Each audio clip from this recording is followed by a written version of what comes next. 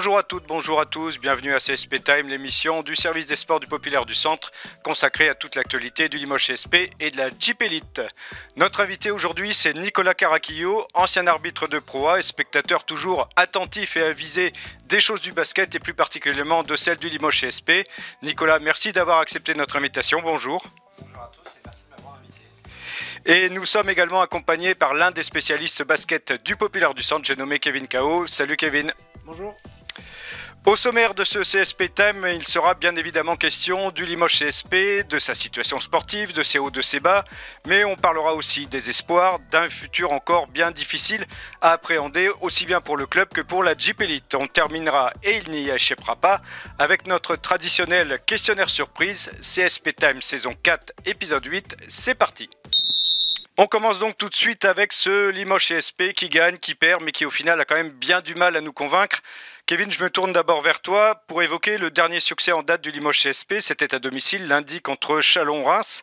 Un succès 73-66, mais il ne nous a pas trop fait rêver quand même cette victoire. Ça a été laborieux au possible, comme les derniers matchs du Limoges CSP. Je crois que le Limoges CSP est rentré avec 13 points de retard à la mi-temps face à Champagne Basket qui n'est pas l'équipe de l'année. Le Champagne Basket qui joue dans le bas de tableau, qui n'a plus rien, enfin qui a eu un début de saison très compliqué, qui avait gagné que 2 fois en 11 matchs, je crois. Bon, ils sont un peu refait la cerise, donc notamment contre Limoges. Oui, pour le maintien ça devrait aller, mais comme je le disais, c'est pas l'équipe de l'année. Limoges qui s'est considérablement renforcé aurait dû emballer vite l'affaire, mais ils sont rentrés au vestiaire avec 13 points de retard. Et finalement, ils ont gagné en haussant le temps en défense en seconde mi-temps, en encaissant que 22 points. Et ils ont gagné, et au lieu de gagner facilement, c'était un match très très très laborieux, très pénible à regarder. Moyen, bon, l'essentiel c'est d'avoir gagné, mais c'était pas terrible quand même. C'était pas terrible. Nicolas, qu'est-ce qui vous a marqué, vous, pendant ce match? La mauvaise première mi-temps ou la réaction? La réaction est bien, mais bon, c'est sûr que de prendre plus de 40 points sur une première mi-temps, c'est compliqué. Et quand on est né, je pense que Mehdi Mairie a dû pousser un grand coup de gueule dans le vestiaire. Et puis, bon, il y a une réaction. Mais par rapport à tout ça, depuis 3 matchs, on l'a senti venir. Contre Chalon, ils gagnent, mais ils peuvent passer à la trappe. Après, contre Orléans, ils mènent de 15 points. Et puis, au fur et à mesure, ça revient. Et puis, ça part en prolongation. Et puis, en prolongation, on n'est pas bon et on perd le match. Et normal. Et puis ce dernier match où c'est compliqué. Ils n'y sont pas. Alors, collectivement, il faut que la mayonnaise prenne parce qu'il y a des joueurs qui sont revenus, il y a des nouveaux qui sont arrivés, il y a les égos, bien sûr, de chacun. On va en reparler, ouais. On va y revenir, ouais. Et puis voilà, donc ils gagnent tant bien que mal, mais on lutte pour les playoffs, pour rentrer dans les playoffs, et on va faire avec Orléans, ça va être à chacun son tour, celui-là qui va passer devant, parce que derrière, ça y est, le trou est fait, ils vont se battre pour pas descendre, et devant, le trou est fait aussi. On peut récupérer le 7e ou le 6e.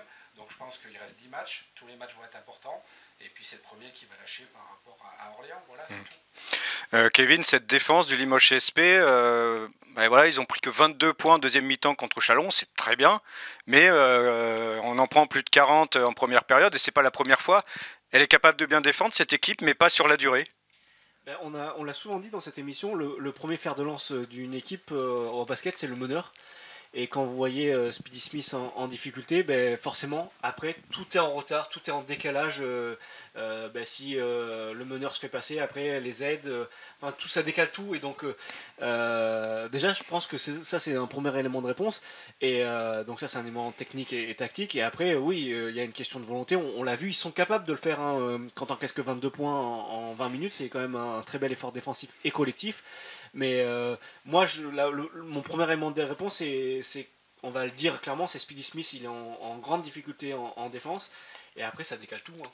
On le voit, à contrario, quand Ludo Billard s'y colle, c'est différent. Et en plus, en termes d'état d'esprit, quand vous voyez votre meneur qui se décarcasse et qui se met le cul par terre, forcément, derrière, tu es obligé de te donner quand tu es un joueur. Nicolas, on vient de parler de la défense, mais il y a aussi l'attaque et on a l'impression que cette équipe de Limoges, c'est quand même, elle vit, elle meurt avec le tir à 3 points quand même. Ouais, mais quand on regarde les statistiques, c'est clair qu'on prend presque autant de tirs à 3 points. Sur le match du lundi, c'était ça, exactement. Les tirs, intérieurs ou extérieurs. Bon, quand on regarde les statistiques de toutes les équipes, c'est clair qu'aujourd'hui, ils sont tous sur le tir à 3 points. Et bon, Limoges a quand même des bons statistiques sur les tirs à 3 points. Je crois qu'ils font partie des 2 ou 3 meilleures équipes du championnat de France. Ils ont pas mal de shooters. Ce qui est dommage, on s'entête sur le tir à 3 points. Alors après, c'est peut-être des consignes des coachs et de Mehdi Mairie. Mais ce qui est dommage, c'est que déjà avec des joueurs comme Boutsele ou Lampé, on n'a aucune alternance. Avec des joueurs comme ça, je me rappelle, il y a quelques années, on jouait le mismatch, on jouait le 1 contre 1, on jouait 2 au panier. Aujourd'hui, ces joueurs-là, Boutsele, Lampé, ils préfèrent s'écarter et tirer plutôt à 3 points. Alors que je pense que ces joueurs-là, s'ils étaient servis avec un bon travail de pick and roll, au lieu de faire du pick and flare et sortir, jouer dans la peinture, je pense que ces joueurs-là pourraient apporter beaucoup plus et avoir une meilleure réussite en tir intérieur. Donc jouer avec les intérieurs, ça vient aussi, quelque part, on y revient, au secteur des meneurs de jeu. On en a parlé dans le populaire, dans notre édition de mercredi, de ce secteur des meneurs. Clairement, le Limoges SP est en difficulté sur ce poste, avec, tu l'as dit Kevin, un Speedy Smith qui aujourd'hui est quand même pas loin d'être transparent, mais en tout cas pas bon du tout. On l'avait craint lors de l'émission, lors du dernier CSP Time avec Pierre Fargeon, on l'avait rapidement évoqué, mais là, clairement, Speedy Smith est dans le dur, c'est notre meneur américain, c'était censé être celui qui fait jouer l'équipe, celui qui fait des passes, celui qui crée, et là, il est la tête totalement sous l'eau. Bon, il a peut-être des circonstances atteignantes, ça fait très longtemps qu'il est pas rentré chez lui, peut-être qu'il traîne son spleen, mais on a besoin d'un meneur titulaire performant, et aujourd'hui, c'est pas le cas, et c'est malheureux, parce que quand tu regardes sur le poste 2, 3, 4, 5, ouais, il pourrait alimenter, enfin, ces joueurs, ils ne demandent qu'avoir un bon meneur pour mettre cette équipe en branle, quoi. Nicolas Speedy Smith, est-ce qu'il nous a aujourd'hui montré son vrai visage, c'est-à-dire un joueur finalement moyen et on va le traîner comme ça jusqu'à la fin de la saison, ou est-ce que il en l'a vu sur certains matchs, il est capable de shooter à 3 points, de faire beaucoup de passes, est-ce qu'il est encore capable d'un rebond? On arrive à la fin de championnat où qu'est-ce qu'il souhaite faire, qu'est-ce qu'il veut faire. Pour l'instant, il ne nous a pas monté grand-chose, il a juste gagné, je crois, le premier match dès qu'il est arrivé. Ouais. Ça fait deux fois contre Bourg. Ouais. Bon, derrière, le chef d'orchestre, il n'est pas là. Alors le petit Berust, il a eu du mal cet hiver, là il revient, mais la confiance vient par le coach, par le temps de jeu. Mais si notre meneur titulaire n'est pas là, ça va être compliqué. Contre Orléans, c'est pas compliqué. Celui-là qui gagne le match, c'est le meneur, c'est lui. Il met plus de 20 points. De toute façon, c'est pas compliqué. Les 8 meilleures équipes de notre championnat ont tous un vrai chef d'orchestre, un vrai meneur de jeu, principalement américain, voire 2 pour les grosses écuries. Mais déjà, il faut que le nôtre soit bon. Il fait des passes, des fois, à des ailiers. La balle, elle part dans les tribunes. Donc je me dis qu'à un moment, il y a un problème de timing, de concentration. Tout ça vient ensemble. Bon, je ne sais pas. Est-ce qu'ils ont un moyen pour qu'ils se réveillent? Je ne sais pas. Alors après, qu'est-ce qu'ils demandent? Qu'est-ce qu'ils souhaitent? On a 10 matchs de la fin. Qu'est-ce qu'ils veulent faire l'année prochaine? Déjà, les joueurs, on le sent, ils ont déjà cette idée de renouveler leur contrat. Mais sauf que lui, les statistiques sont pas bien bonnes pour aller pêcher une bonne équipe. Ouais. Aujourd'hui, je me pose la question des leviers qu'on a par rapport à Speedy Smith. Est-ce qu'il faut le mettre sur le banc? Il a eu quand même beaucoup longtemps et beaucoup la confiance de Mehdi Mari, qu'il a laissé dans le 5 majeur, qui lui a donné beaucoup de temps de jeu. Il n'avait pas trop le choix non plus. Oui, qu'il a laissé passer. Bayerst blessé, Scrub qui n'est pas un vrai meneur. Pour l'anecdote, le premier match de Speedy Smith qui gagne contre Bourg, Mehdi Mari a hésité à le sortir parce qu'il trouvait qu'il défendait pas assez. Dès son arrivée en France, ça a commencé comme ça. Mais aujourd'hui, je me pose les questions des leviers, qu'est-ce qu'on peut faire pour le mettre dans les meilleures conditions pour qu'il puisse performer, parce que quand même ce joueur, il sait faire des passes, il a une vista, mais ouais, il est la tête sous l'eau. Je sais pas comment on peut faire pour lui faire sortir la tête de l'eau. Ça va être le rôle du coach. Nicolas, on a vu les arrivées de Lampé, Caboclo, et on a annoncé, nous les premiers, que l'équipe allait changer de dimension avec des joueurs de ce talent-là. Finalement, on a vu que c'est pas si évident que ça, parce qu'il y a le retour de Jerry Boutsele, il va falloir faire jouer tout le monde.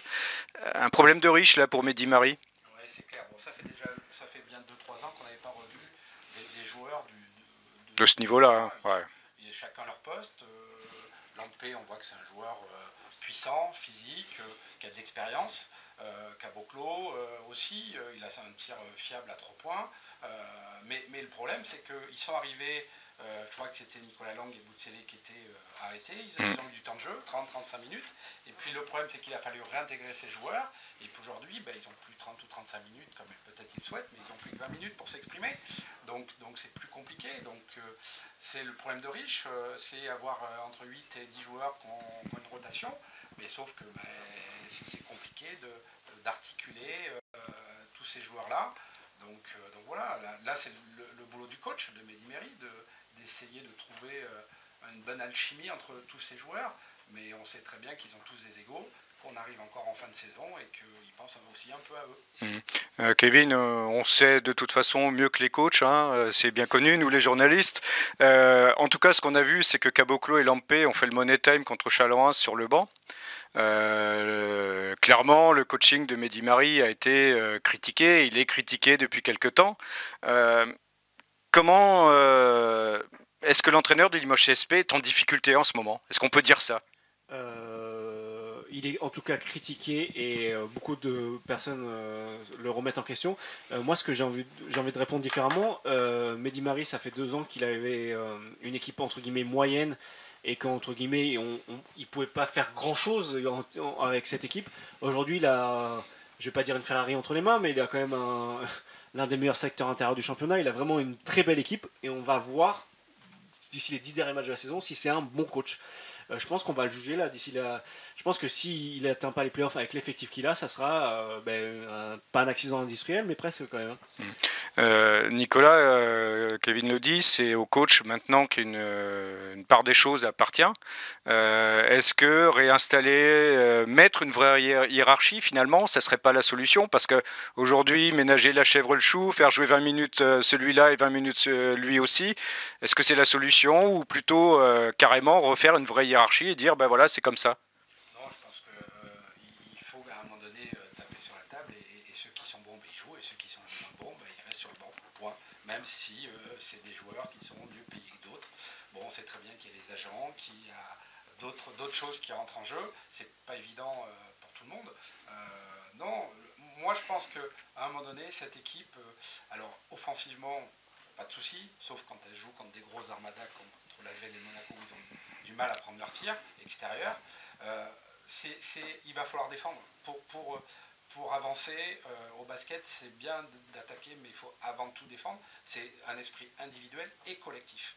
Et on l'a vu contre Orléans, Lampé en deuxième mi-temps, il se fait prendre je ne sais pas combien de rebonds offensifs sur la tête, alors qu'il n'y était pas. Mais il n'y a pas que lui qui n'y était pas. Voilà, c'est de l'envie. Dès le début de l'entre-deux, on voit si les joueurs sont déjà concentrés ou pas concentrés. Et malheureusement, c'est ce qui s'est passé au dernier match. La première mi-temps, ils ne sont pas là défensivement et ils en prennent plus de 40. Il y a une réaction en deuxième mi-temps, mais il faut que ça bouge et il faut mettre l'aspect défensif.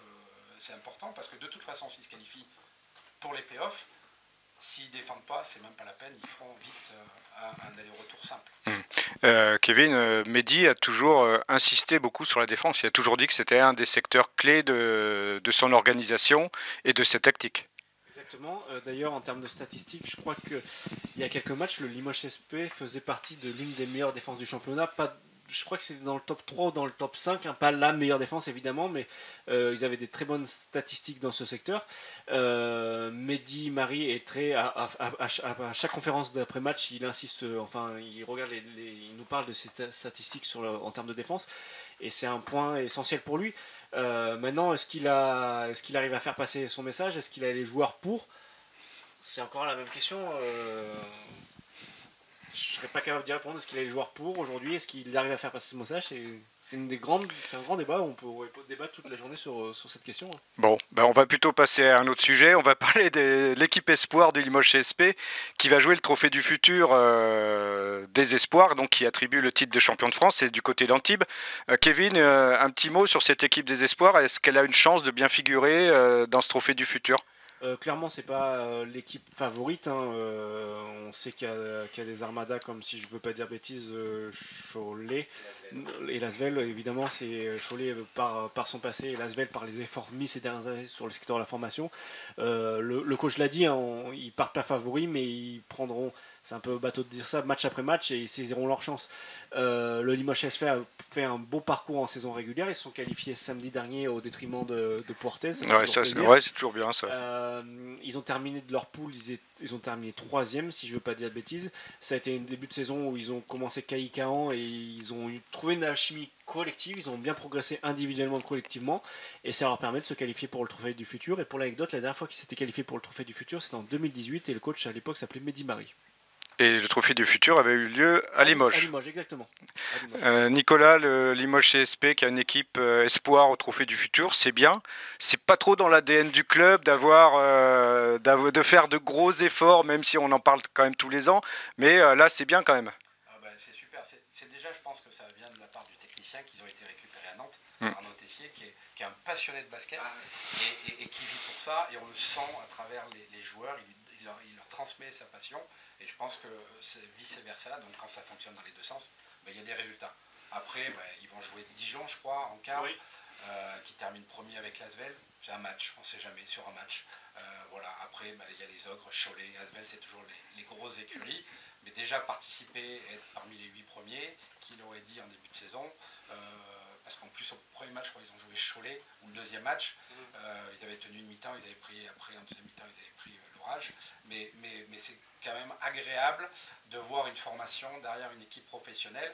Après, c'est toujours compliqué après d'intégrer ces joueurs-là parce que le fossé est tellement grand que voilà. Mais bon, déjà c'est. Et il y a peu d'élus. Donc c'est bien déjà de pouvoir participer et d'être parmi les 8 meilleures équipes françaises d'espoir. Ce que dit Arnaud, c'est que de valider dès son arrivée une place au Trophée du Futur, ça valide l'effort entrepris par le club sur la formation. Il pensait, je pense qu'honnêtement, ils ne pensaient pas y être dès la première année, mais là, ils y sont dès la première année de cette nouvelle ère, et ils sont très contents d'y être. Et après, à terme, l'idée, c'est de continuer dans cette voie-là. Pour terminer, un petit mot on revient à Jeep Elite.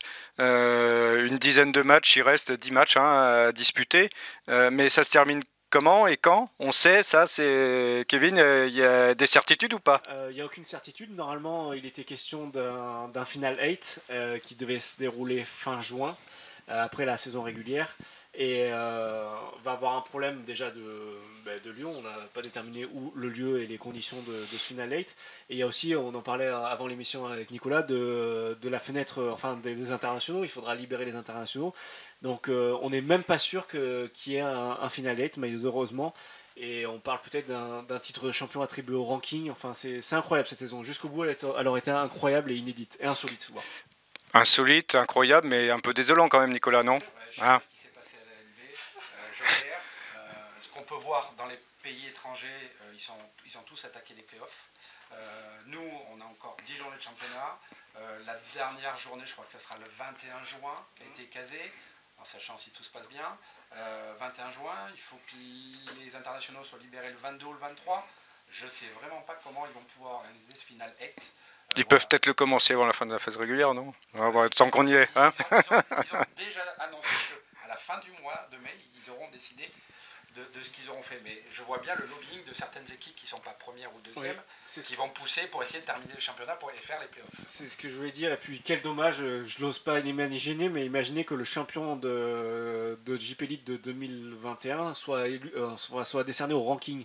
Ce serait terrible à titre perso, ça serait terrible pour l'image de basket. C'est-à-dire le ranking serait pris, il faudrait que je me rafraîchisse la mémoire, mais sur les dernières saisons, avec un calcul un peu bizarre, mais ça serait dingue quand même. Ça serait même pas le classement final de la saison régulière. Moi, c'est de ce que j'avais suivi, je ne veux pas dire de bêtises. Imaginez ça aujourd'hui. Bon. Là, ils auraient la foudre de tous les clubs. Ouais, mais bon, après, ils sont plus à ça près. Mais de ce que j'ai compris, je ne veux pas dire de bêtises, mais il était question de ranking, de désigner le champion en termes de ranking et pas le premier de la saison régulière.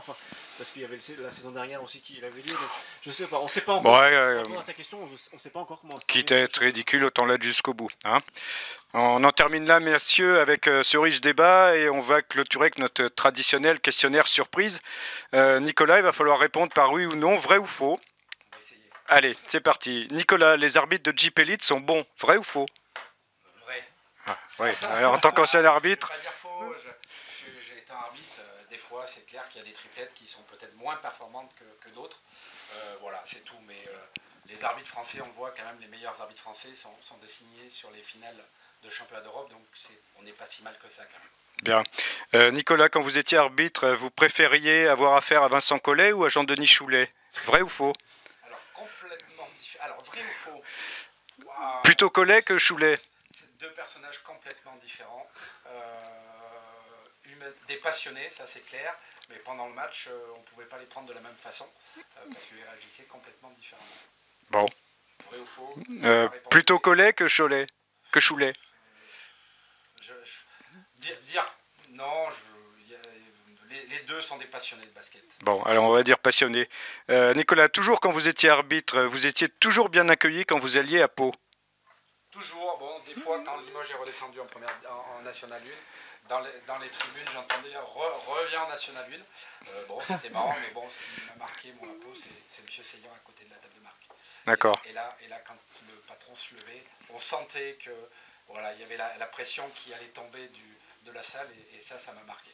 On reste avec l'arbitrage à Pau-Orthez. Vous avez toujours occulté le fait d'être Limougeot quand vous avez arbitré à Pau-Orthez, vrai ou faux? Toujours occulté, oui. Vraiment. Oui. On peut pas. Bah, dans un instant d'absence, une faute technique à Didier Gadou, je sais pas, quelque chose comme ça, non? Vous savez, quand ça fait plus de 10 saisons, vous êtes connu, vous savez qu'ils savent que je suis de Limoges. Après, voilà, quand vous avez le sifflet dans la bouche, vous ne pouvez pas vous permettre de dire tiens, pourquoi non, c'est fini, on arbitre et puis en principe tout se passait bien. C'est évident. Nicolas, vous aurez toujours le regret de n'avoir jamais pu arbitrer un gros match du CSP à Beaublanc, oui ou non? Alors là, oui, bien sûr. L'ambiance, quand je vois l'ambiance de la finale 2014-2015, et j'en ai vécu d'autres parce que le CSP, habitant Limoges, j'ai pu voir tout un tas de matchs, les Tel Aviv, les matchs de Coupe d'Europe, mais c'est clair que quand on voit l'ambiance des deux dernières finales contre Strasbourg, vous avez le poil qui s'irrisse, c'est Beaublanc, c'est magique, ça pousse, et j'imagine quand vous êtes arbitre, quand vous êtes joueur, quand vous êtes acteur, ça doit être extraordinaire. L'arbitrage n'est pas assez valorisé par les instances, vrai ou faux? Je crois qu'on a un tournant. Je pense qu'à un moment donné, il va falloir quand même avancer sur le sujet. C'est toujours une question financière pour les fédérations ou les ligues nationales. Si on veut des arbitres performants, il faut qu'ils pensent qu'à ça toute la semaine. On ne peut pas se permettre d'aller travailler le matin et le soir prendre sa voiture pour aller arbitrer un match de Jeep Elite où vous avez des joueurs qui sont payés 15, 20 000, qui s'entraînent 2-3 fois par jour, et vous bossez, et puis après il faut faire un match le samedi, voire en semaine, de plus en plus. Donc je pense qu'il va falloir réellement se poser la question. Au foot, ils sont en train de se la poser, mais je pense qu'il va falloir vite y arriver si tout le monde veut qu'il y ait des performances de la part des acteurs, et de l'ensemble des acteurs, c'est-à-dire joueurs et arbitres. Bien, le message est passé. Nicolas, définitivement, la plus grosse ambiance en France, dans une salle, c'est Beaublanc, oui ou non? Beaublanc, moi j'aimais bien des petits clubs quand ça poussait, le Portel, Chalon, c'est Chalon-sur-Saône, quand la salle était pleine, c'était sympa à vivre. Après, il y a Pau dans les années 2000, c'était pas mal aussi, hein, quand il faisait 10 000 personnes. J'ai vécu des dimanches après-midi, parce que les matchs importants c'était le dimanche après-midi télévisé. Je peux vous dire que ça poussait, donc, mais Beaublanc reste Beaublanc, et vivement qu'on retrouve le public. Parce que tout le monde en a besoin. Bien. Nicolas, vous êtes plutôt Euroleague que NBA, oui ou non? Je suis plutôt Euroleague. Ouais. La NBA, le 1 contre 5, c'est pas pour moi. J'ai du mal. Alors après, oui. Des fois, il y a deux passes dans une action. Ouais. Sur les playoffs, encore sur les demi-finales, il y a encore des matchs intéressants. Mais l'Euroleague, quand même, c'est d'un niveau exceptionnel. Pour un club français participer à l'Euroleague, c'est tant mieux, l'année prochaine il y en aura deux. Donc on va pouvoir voir des très beaux matchs de basket la semaine. Nicolas, alors dans l'hypothèse où ça se joue sur le terrain, vous voyez plutôt Monaco champion de France que Villeurbanne, vrai ou faux? Vu le dernier match, j'ai été surpris du résultat. Monaco a pris une doudoune, comme ouais. Plus de 20 points contre l'Asvel. Donc voilà, après quand on voit leur finale, ils font deux matchs exceptionnels. Donc j'espère pour les amoureux du basket d'avoir une finale Asvel-Monaco, mais pas sur une manche, sur un match aller-retour, voire belle pour le mieux classé du championnat. Ça réellement, ça serait l'idéal, mais pour l'instant l'Asvel n'est que 3e. Ouais. Et donc voilà, qu'est-ce qui va se passer? Personne ne sait. C'est ce que nous verrons plus tard. Dernière question, Nicolas. Le Limoges CSP sera en play-off, oui ou non? Alors, étant C'est la question la plus importante de l'émission. Oui, mais je pense que là, il y a déjà 2 matchs. Ils vont à Dijon, ils reçoivent Monaco. Que va faire Orléans? On va se battre avec Orléans, on va regarder qu'Orléans. Parce que derrière c'est fait, devant on n'en rattrapera pas. Voilà, c'est les matchs il y en a 10, il faut en gagner au moins 5 à 7 pour être dans les playoffs. Est-ce qu'ils en sont capables? Ils vont nous le dire. Hein. On verra. Merci Nicolas, merci Kevin. Avant de conclure, je voulais dédier cette émission à Paco Puardi qui nous a quittés cette semaine. Paco a été un grand serviteur du basket et du Limoges CSP et nous pensons à lui et à sa famille. Voilà, c'est terminé. Merci Nicolas, merci Kevin. Vous pouvez nous retrouver sur nos sites internet, lepopulaire.fr et le Populaire Terre de Sport, ainsi que sur nos réseaux sociaux. N'hésitez pas à commenter et partager. Et rendez-vous dans une semaine pour un prochain numéro de notre podcast Beaublanc Basket Club. Salut!